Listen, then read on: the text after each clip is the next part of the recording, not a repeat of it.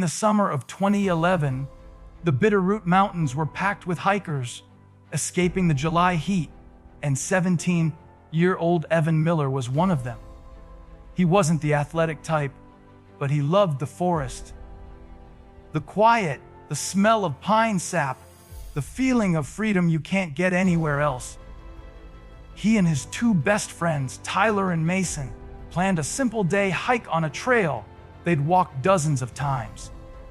The morning felt normal, sunlight streaming through the trees, the crunch of gravel under their boots, and the usual jokes echoing through the canyon. But as they climbed higher, Evan kept glancing over his shoulder.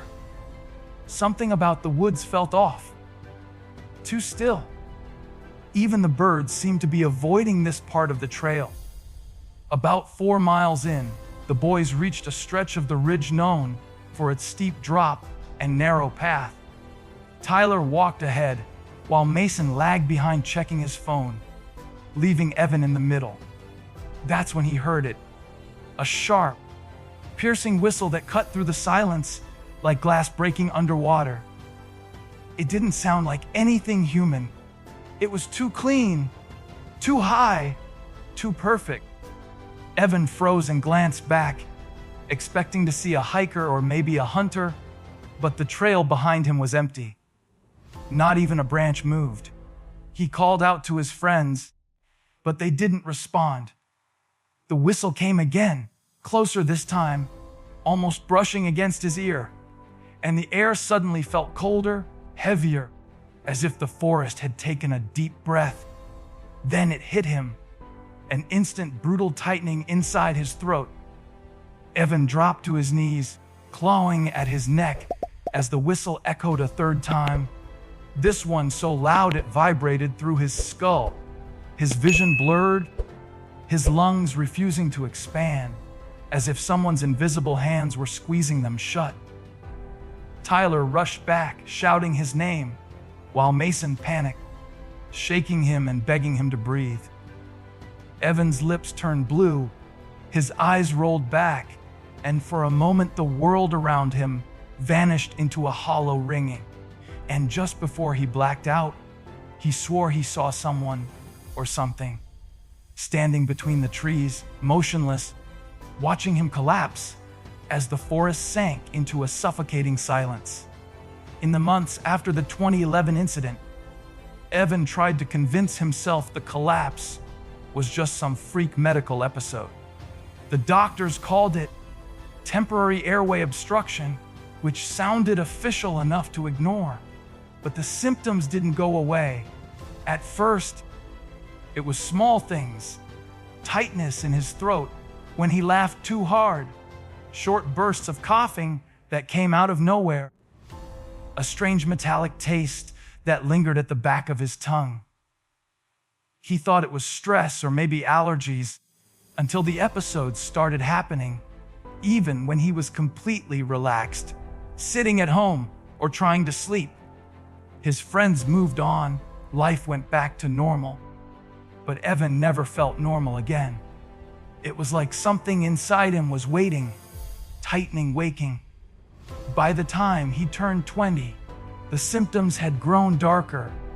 He'd wake up at night choking so violently his vision went white, gripping the edges of his bed as if someone were forcing his breath out. His mother would rush in, terrified, but the second she turned on the light, the choking stopped instantly. Doctors ran test after test, but every scan came back clean. No swelling, no obstruction, no trauma. Maybe it's psychological, one doctor suggested. Evan wanted to believe that, but he couldn't explain the other changes. Why he felt vibrations, humming in his throat, sometimes like a faint echo of the whistle he heard that day, or why he'd hear faint whispers when he stood alone in the shower, whispers that stopped the moment he stepped out. By 2022, things had gotten worse, much worse. The episodes weren't just choking anymore. Evan began hearing the whistle again, quietly at first, like a memory replaying somewhere deep in his skull. Sometimes it came in dreams, sometimes in the middle of the day, while he was driving or grocery shopping. He'd freeze, gripping his throat, certain something was lodged there, scraping with every swallow. At night, he'd bolt upright in bed, convinced someone was standing right next to him, leaning close enough that he could feel breath on his neck. His girlfriend broke up with him after witnessing one of the episodes. Avon jerking awake, gasping, whispering, "It's inside me," without remembering any of it the next morning. His life was falling apart, and the thing in his throat, whatever it was only getting stronger. By early 2023, Evan's episodes had become impossible to ignore. One morning, he collapsed in his apartment bathroom, coughing so violently that blood splattered across the sink and mirror. His mother found him slumped on the floor, barely conscious, and rushed him to the ER. This time, the doctors didn't brush it off. They ordered a full series of advanced scans, deeper and more detailed than anything he'd had before. Avon lay on the cold metal table, throat burning, chest tight, as the machine hummed around him. For the first time in 12 years, he felt a strange sense of dread. Not because of what they might find, but because some part of him already knew. Something had been hiding inside him all this time. When the results came in, the radiologist reviewing the scans stopped speaking mid-sentence. She zoomed in again, then again, her face tightening, her fingers trembling slightly above the keyboard. Evan watched her expression change, confusion, disbelief, then something that looked a lot like fear. She called in another doctor without looking at him, whispering urgently while pointing at the screen. Evan forced himself to sit up, throat pulsing painfully, as both doctors stared at the monitor like they were seeing something they'd only heard about in stories. One doctor finally cleared his throat and asked Evan, "Have you ever swallowed anything sharp? Any accidents? Any foreign objects?" His voice was too careful, too slow. Evan shook his head. He knew they weren't asking about something he swallowed. They were asking about something that shouldn't be there at all. They ran a scope down his throat to confirm what the scans showed. As the camera passed his vocal cords, one of the doctors flinched. Lodged deep in the soft tissue, partially fused to the lining of his airway, was a small object, dark, misshapen, and coated in layers of hardened mud like residue. It wasn't metallic, wasn't organic, and wasn't shaped like anything that could accidentally slip into someone's throat. A faint scraping sound echoed through the scope's audio feed, like something vibrating against the instrument. Avon felt a jolt of pain as the tool got close, a sharp pulse that shot up to his ears. The doctor pulled the scope back immediately, exchanging a silent look with his colleague. Both men stepped away from the bed, pale and rattled, as the older doctor muttered, "Whatever that is, it's been in there a long time, and it's not supposed to be." When the surgeons finally prepared to remove the object, they warned Evan's mother that the procedure would be delicate. Whatever was lodged in his throat had become almost part of him.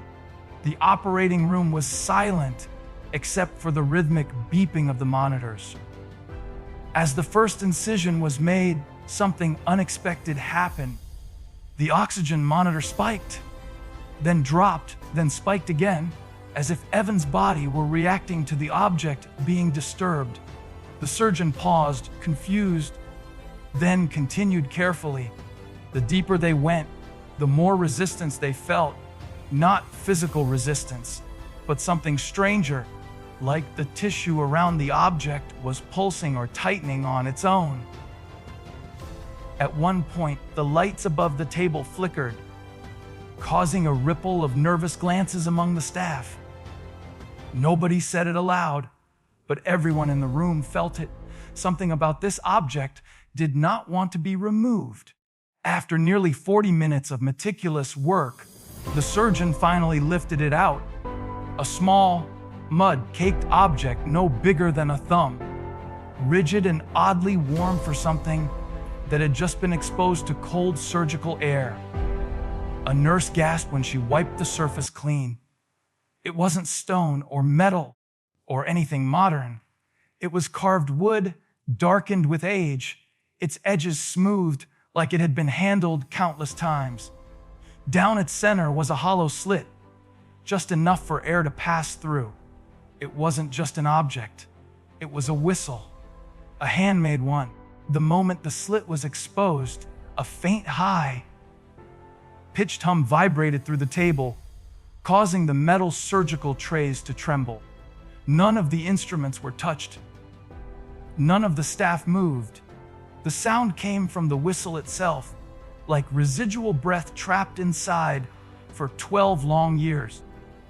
When the whistle was fully cleaned, the surgeon called in an anthropologist affiliated with the hospital, someone who studied indigenous artifacts.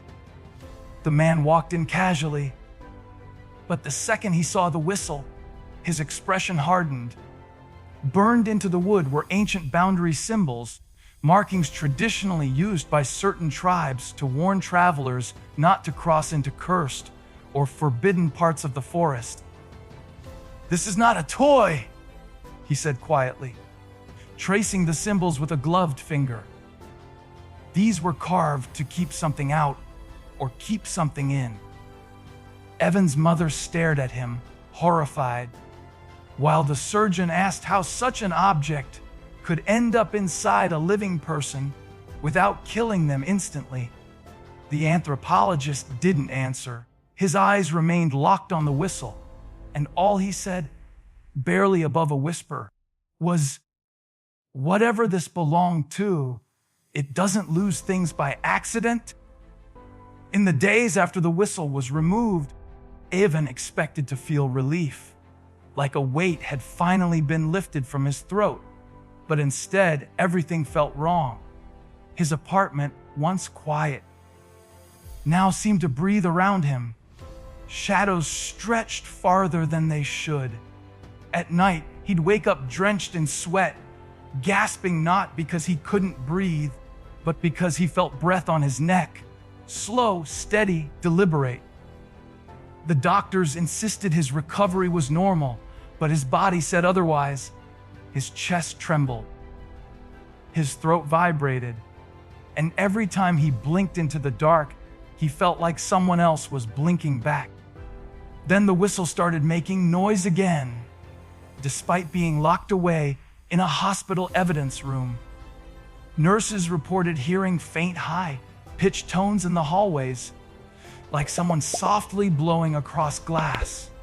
One janitor quit after sweeping near the storage room and hearing what he described as a voice, like someone whispering through a flute. Security footage showed the container holding the whistle slightly shifting at night, rotating inch by inch on its own. Doctors blamed temperature changes, but no one believed it. Even the anthropologist stopped coming by. He refused to speak to anyone, insisting the whistle should never have been moved, never been touched, never been taken from the place it belonged.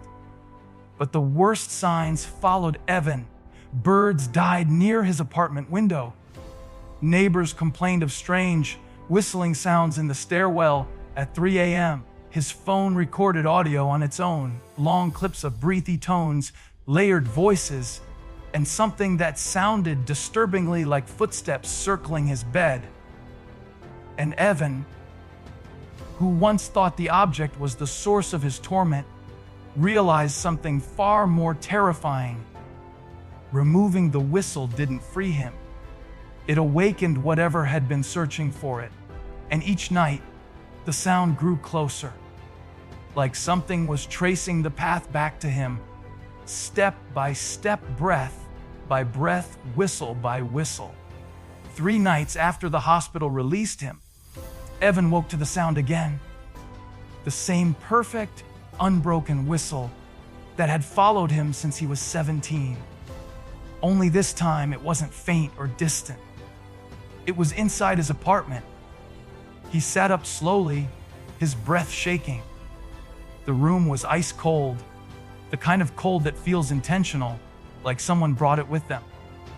The whistle echoed again, this time from the hallway, then from the kitchen, then from right behind his bedroom door, as if whatever held the whistle for all those years was searching each room, getting closer with every breath. Evan stood, throat trembling, and forced himself to open the door. The hallway lights flickered once, twice, then died. In the darkness, the whistle stopped. For a moment, silence swallowed the entire apartment. Evan barely breathed, barely blinked, until he heard it, a slow exhale, inches from his ear. He turned, but no one was there. Then, just before the lights flickered back on, a low voice, thin, hollow, and impossibly close, whispered, "You carried it for me, now I carry you." The whistle screamed one final time, loud enough to rattle the walls, and Evan Miller was never seen again. Only the whistle was found, lying on the floor of his empty bedroom, still warm.